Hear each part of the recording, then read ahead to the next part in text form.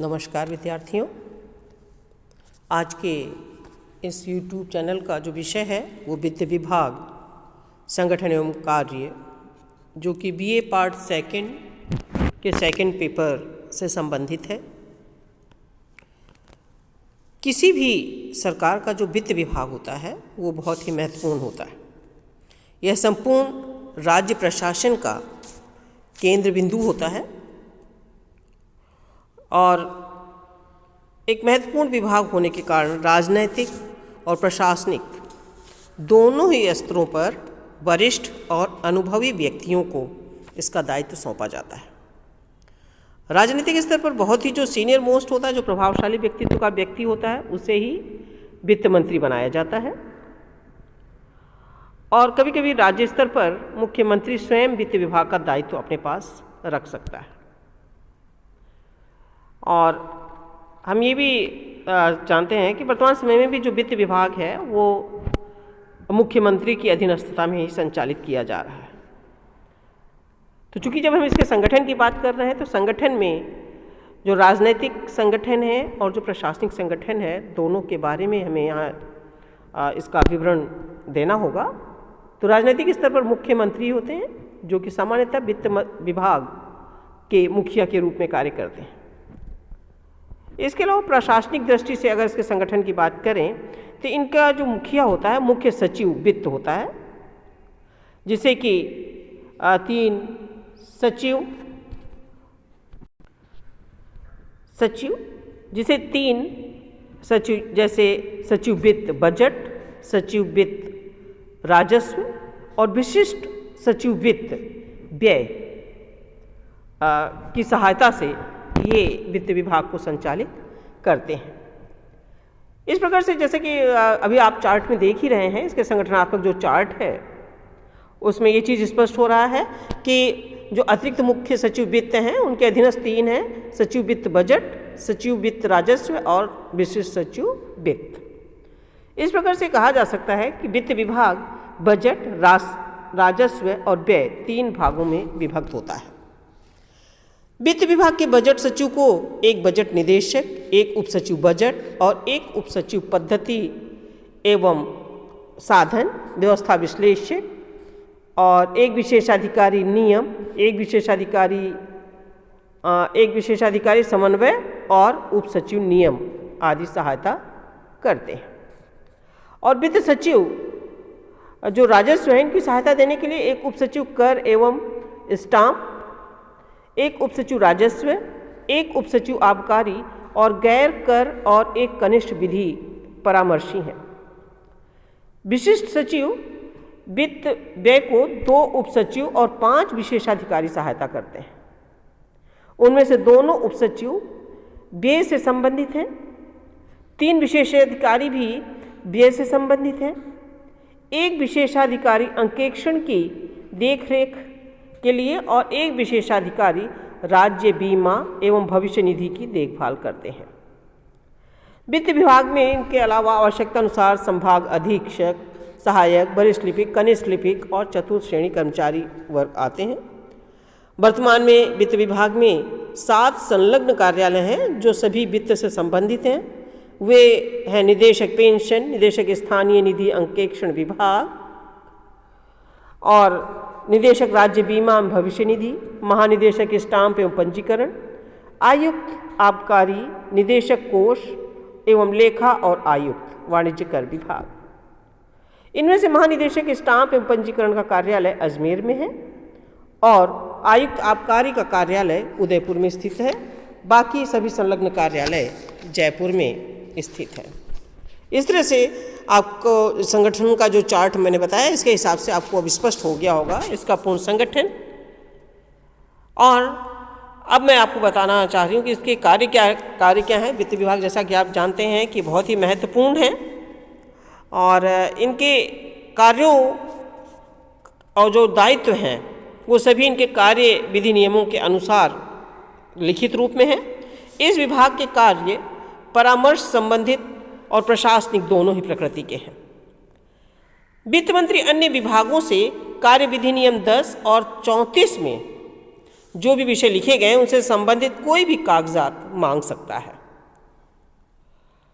मंगाए गए कागजों के प्राप्त होने पर वित्त मंत्री यह अनुरोध भी कर सकते हैं कि उन कागजातों को उनके द्वारा लिखी गई टिप्पणी के साथ राज्य मंत्रिपरिषद के सम्मुख प्रस्तुत किए जाएं। वित्त विभाग समस्त विभागों के कार्य और अन्य विभागों के वित्त विभाग से संबंधों को नियमित करने के लिए नियम बना सकते हैं। ऐसे समस्त प्रस्तावों के संबंध में जो राज्य के वित्तीय साधनों को प्रभावित करते हों, आदेश प्रसारित करने से पहले वित्त विभाग से परामर्श किया जाना आवश्यक होता है। समस्त प्रशासनिक विभाग द्वारा कुछ मामलों में आदेश जारी करने से पूर्व वित्त विभाग से विशेष रूप से परामर्श लेना आवश्यक होता है।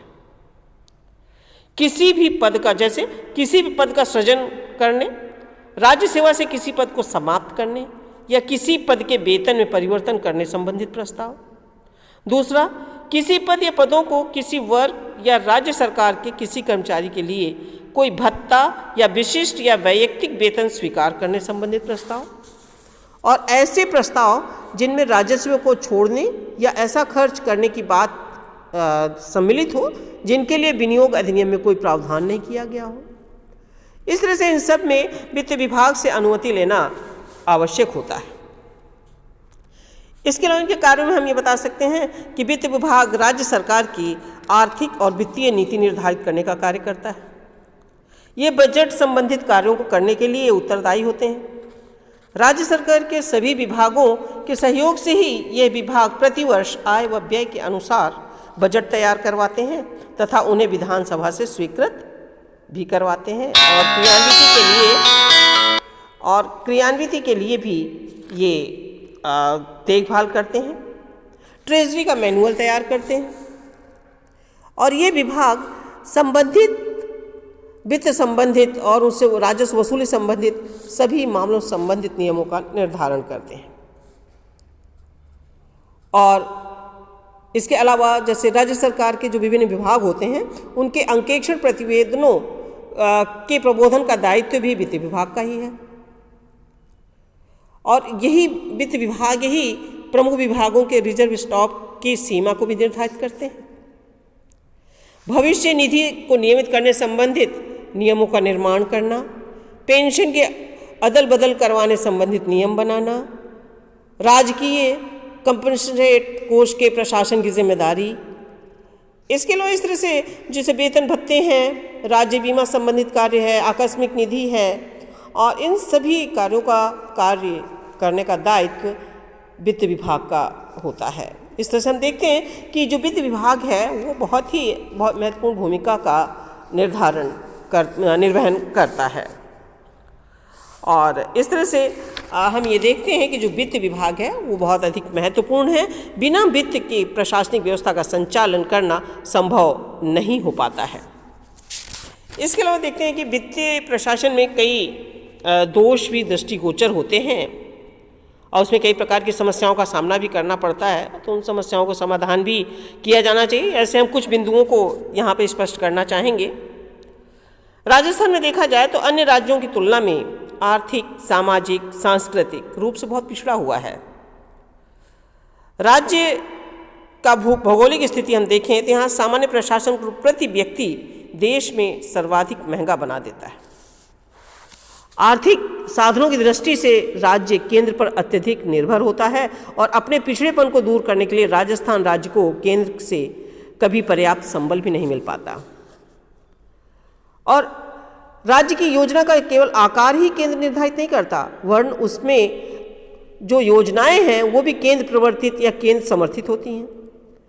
प्रत्येक स्कीम का अनुदान व ऋण का ऐसा प्रतिशत होता है कि हम अपनी मर्जी के अनुसार विकास का स्वरूप तय नहीं कर सकते। विश्व बैंक से सहायता पाने के लालच में हम विकास का पश्चिमी स्वरूप अपनाने को बाध्य हो जाते हैं और केंद्र के लिए सार्थक जो रोजगार हैं वो उपलब्ध नहीं करा पाने के कारण सरकारी नौकरियों और राजकीय उपक्रमों को अनावश्यक भर्तियों के माध्यम से एक प्रकार के आरामगाह बना दिया गया है। शिक्षा, चिकित्सा प्रसार जैसी आवश्यक सेवाओं का यथोचित विस्तार भी नहीं हो पाता है। सरकारी विभागों में बजट का अधिकांश भाग गेन केन प्रकारेण वर्ष के अंत में जल्दी से खर्च करने की प्रवृत्ति भी पाई जाती है। इसे रोकने के लिए वित्त विभाग के उप सचिव द्वारा मासिक वित्तीय समीक्षा करने की प्रथा का प्रारंभ हुआ है। अभी भी व्यवहार में बहुत कुछ सुधार किया जाना बाकी है, क्योंकि इसका वास्तविक रूप से क्रियान्वयन नहीं हो पा रहा है। राज्य में ओवरड्राफ्ट की भी प्रवृत्ति जो है सामान्यतः देखने में आती है कि बढ़ती जा रही है। यह मुद्रास्फीति को भी बढ़ाती है और इस प्रवृत्ति पर वित्त विभाग को अंकुश लगाना चाहिए। और कई बार ये देखा जाता है कि जब जो बजट तैयार किया जाता है, विधानसभा की स्वीकृति पा जाए तो उसे क्रियान्वित करने के लिए फिर पुनः किसी वित्तीय स्वीकृति की आवश्यकता नहीं होनी चाहिए। केवल सामयिक विभागीय आय व्यय की समीक्षा चलती रहनी चाहिए ताकि निष्पादन का आकलन होता रहे और आवश्यकता अनुसार जहां आवश्यक हो कटौती या पूरक व्यय के प्रस्ताव तैयार होते रहे। बजट के उपयोग और मितव्ययता व लक्ष्यों के निष्पादन की संपूर्ण जिम्मेदारी विभाग की होनी चाहिए। हर साल कम से कम 2 बार निष्पादन बजट मंत्रिमंडल के सम्मुख प्रस्तुत होना चाहिए। यह निष्पादन मुद्रा के आंकड़ों में ना होकर वस्तुओं क्रियाओं के वर्णन के रूप में होना चाहिए, वास्तविक होना चाहिए, जिससे कि समय पर बजट का पूर्ण रूप से निष्पादन किया जा सके। और राज्य में कार्यरत जो कई सार्वजनिक उपक्रम हैं सामान्यतः देखने में घाटे में चल रहे हैं। यदि इन सार्वजनिक उपक्रमों को समाप्त कर दिया जाए जो पिछले अनेक वर्षों से निरंतर घाटे में चल रहे हैं, तो सरकारी कोष में करोड़ों रुपयों के सालाना जो घाटा है वो भी एक बोझ रुक सकता है। तो इस तरह से आपने देखा कि वित्त विभाग हमारे राज्य का स्वरूप तय करता है कि हमारे राज्य की स्थिति क्या होगी, कैसी होगी। बिना वित्त विभाग के उचित कार्यकरण के हमारा देश विकास नहीं कर सकता। इन्हीं शब्दों के साथ धन्यवाद।